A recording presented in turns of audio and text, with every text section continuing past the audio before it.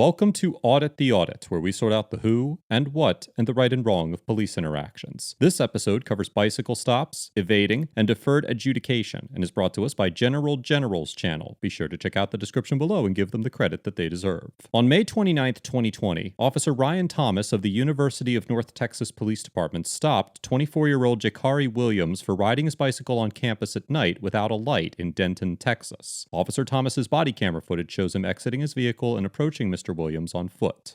Hi there. Yeah. No, I'm like, you see me? Okay. All right. What's up? What am I doing wrong? So you're pulled over. So you were riding on the roadway, like yeah, I don't without think a light. That's illegal. Yeah, you have to have a light at nighttime. All right, thank you. Well, do you have your license on you? No, I don't have my license. Do you have any kind of ID on you? I don't think I'm required to give any ID because I'm not. You're being detained right now. It's like a traffic stop, except you're on a bike. Because when you ride a bike, you follow all the same rules that you do on a roadway. Well, I don't have ID, or I don't have. You don't have an ID on you right now? All right. What's your last name? Williams. Williams? Like how it's normally spelled? Jekari. Jek. Yeah. Can you spell that one more slower? Am I being detained confirmed? Because I don't think it's illegal to have like your license. Actually, can I call my lawyer? I'm just asking you to identify yourself. You're being stopped because you were riding on the roadway. I don't think I'm doing anything illegal. I don't know if you're being honest with me. No, you're like it's in the traffic code.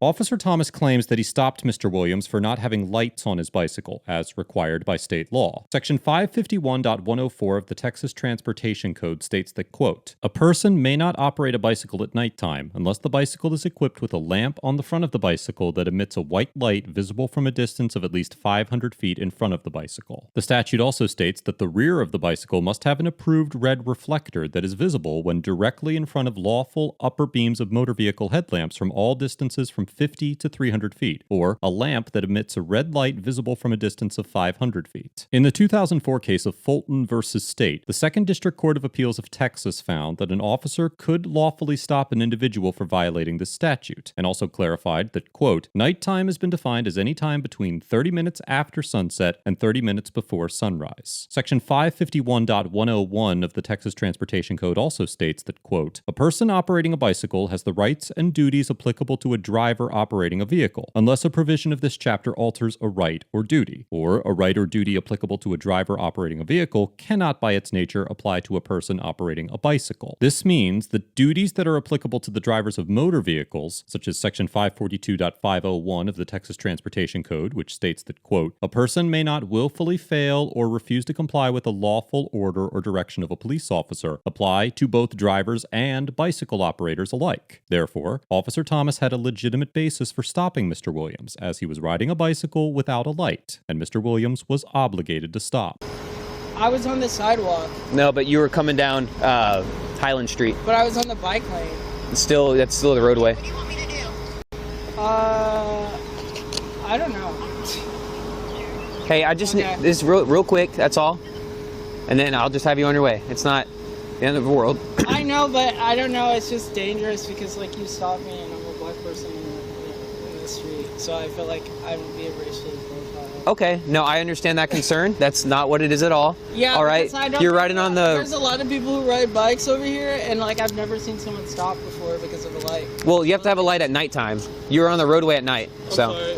Is everything okay here? Everything's fine. Okay. So. Hey, dude. Are you being stopped? Huh? I didn't have a light. He's riding on the roadway with no light.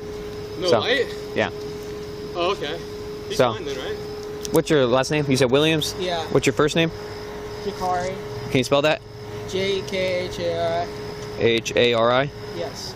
All right, when's your birthday? July 12th, 1995. Okay, I'm gonna go home.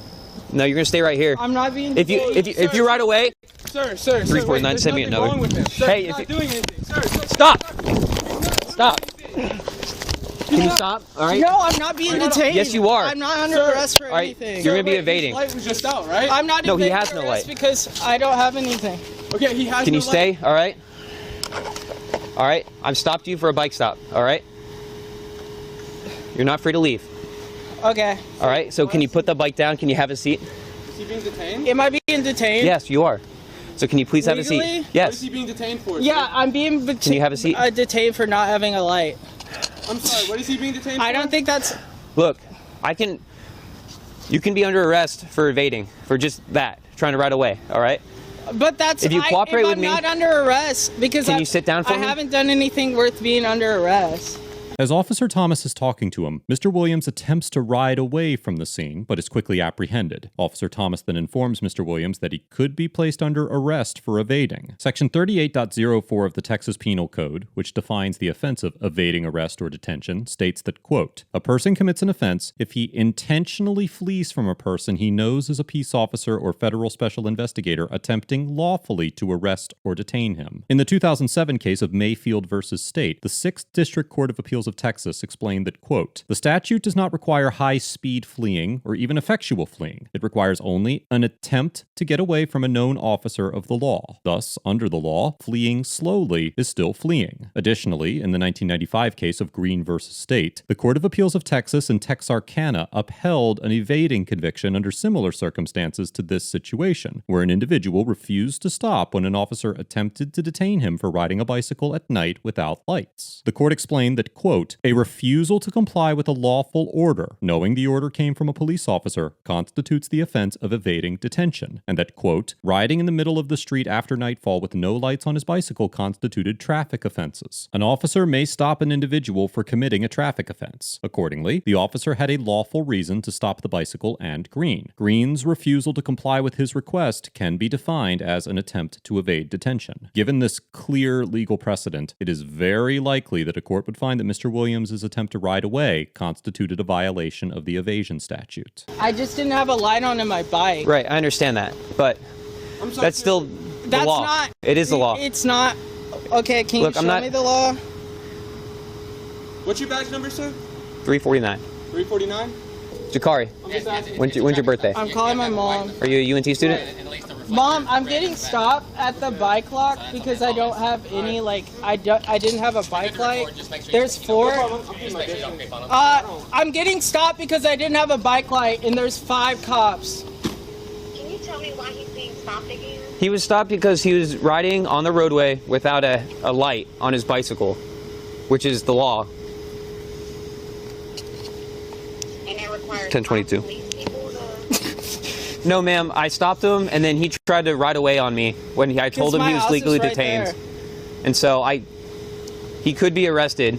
Just tell her you're just trying. But I'm not trying to do all that. All right. I'm just trying to give him a warning, a written warning. But he's not cooperating with me. Okay, can you give me a written warning? Well, I need your information first. Okay, what do you need? Your birthday. That's all I need. July 12, 1995. Thank you. That's all I need. Okay, can I have my written warning and go home? Yep. So if you would, just wait right here. Let me go write it up, and I'll have you on your way, okay? Okay. I understand you're frustrated, and there's a lot going on in the world. I'm not trying to escalate anything, okay? Well, I mean, stopping me because I don't have a bike light. Okay. I understand it's frustrating, all right? I mean, I saw that, and it's unsafe. There's a lot of people that come here all the time without... I'm pretty sure they're biking without a bike lock. And you stopped me, the black person. Can you- so... All right. Officer Thomas returns to his patrol vehicle and discovers that Mr. Williams has 2 active warrants for his arrest, one out of the city of Denton for an unidentified offense, and another out of Denton County for a probation violation from a previous charge of purchasing alcohol for a minor. Denton County court records show that on March 18, 2019, Mr. Williams received a deferred adjudication for this charge. Deferred adjudication is a type of criminal diversion program offered by the state of Texas, mostly to first-time, lower-level offenders, that's outlined in Article 42A.101 of the Texas Code of Criminal Procedure. Under this program, an individual charged with a crime can plead guilty or nolo contendere, also known as no contest, to the offense in exchange for a deferred finding of guilt. The individual is then placed on probation, and if they successfully complete probation, the charge against them is dismissed so that they will not have a criminal conviction on their record. However, if the individual violates the terms of the probation, Article 42A.108 of the Texas Code of Criminal Procedure allows the district attorney to file a, quote, motion to proceed with an adjudication of guilt and request that the defendant be arrested, detained, and be found guilty of the original charge. After his plea of nolo contendere, Mr. Williams was placed on 12 months of deferred adjudication probation, but on January 13, 2020, a motion to proceed with an adjudication of guilt was filed for an unknown probation violation, and a warrant was issued for his arrest. An arrest warrant is a legal document that is issued by a judge or magistrate that authorizes police officers to take an individual who is accused of a crime into custody. When a judge issues an arrest warrant, Article 15.06 of the Texas Code of Criminal Procedure authorizes any peace officer to execute it in any county in Texas. However, the law is less clear on whether officers are legally required to arrest an individual with an outstanding warrant. We discussed this issue in further detail in a previous episode of ATA, and I've included a link to this episode in the description if you're interested in learning more. Regardless of whether or not Officer Thomas had the discretion to choose not to arrest Mr. Williams, Texas peace officers always have the authority to arrest an individual with an outstanding warrant, and this situation was no exception. Hey, Jakari, can you come over here and talk to me real quick? I prefer to sit right here. Please? I'm asking politely. I prefer to sit right here. Why, it's fine. Is there something private? Because, like, we all know. He's saying, will I sit? Will I sit? You all know that what? Will I walk over? We know about his personal life, so, like, nothing's private to him. I don't know why he would go away from the cameras. Just say what you gotta say. That sounds, like, not logical. All right. Jagari, you have 2 warrants, one out of the city of Denton, and then you have one that's a TCIC, and it's out of Denton County for parole violation. All right, and the parole violation, they confirmed on it. So, what is can you please stand up? What is it? What is what? It's a warrant. Can the police officer hear me? Can you tell us why so we can look that information up Yeah. later? It's all on DentonCounty.com. You Okay, can look well, the everything last on. time this happened last year, it was very difficult to get in contact with him, and we're going to be the ones taking So, care of Jakari, him. can you come over here with me, please? Yeah. Yeah, ask him. Can you give me a So I thought the goal was to give him a warrant.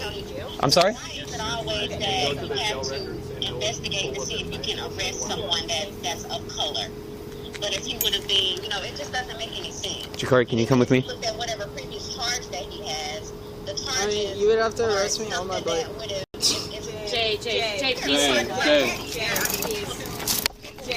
Mr. Williams was placed under arrest after a brief struggle and charged with resisting arrest, which is a Class A misdemeanor. As of the date of this episode, both the resisting charge and the original charge of purchasing alcohol for a minor are still pending, but a plea hearing is scheduled for both of them on January 11th, 2022. On May 30th, 2020, University of North Texas President Neil Smatresk issued a Twitter statement about the incident and stated that the university's Division of Institutional Equity and Diversity was investigating the officer's actions according to standard protocol. Mr. Williams spoke about his experience at a Black Lives Matter rally a few days after the incident, but it's unclear whether he has filed a complaint or intends to pursue legal action. Before going any further into this analysis, it's important to note that this channel's primary focus is to explore the legal nuance at play during police encounters and shed light on how a court might interpret any given scenario. This channel is not a legitimate resource for understanding racial bias, and this interaction will be analyzed based on the relative law and jurisprudence, not the potential for racial deviation. You are free to draw your own conclusions regarding the racial implications of this encounter, and I've linked some resources in the description if you are interested in learning more about racial bias from qualified professionals. Overall, Officer Thomas gets an A+